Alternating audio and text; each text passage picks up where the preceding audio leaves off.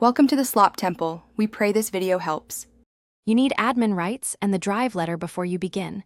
This prevents permission surprises. First, close any files or apps that might be using the network resource, because Windows will block removal if a handle is open. Next, open File Explorer and go to this PC to locate the mapped drive. Once you see the drive letter, right-click it to reveal options.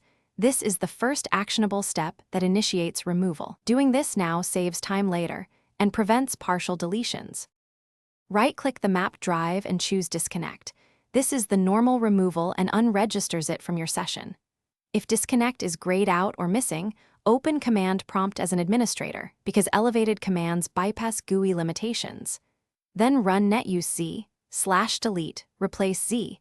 With your drive letter to force removal, this clears the mapping from the current user session.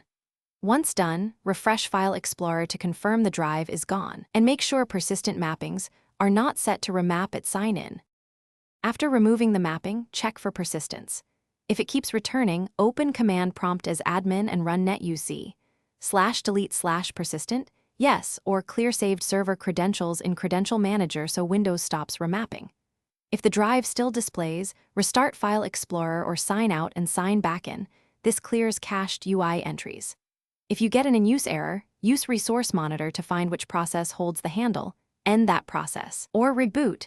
That single troubleshooting step resolves most stubborn cases. Thanks for watching. Consider subscribing if we helped you.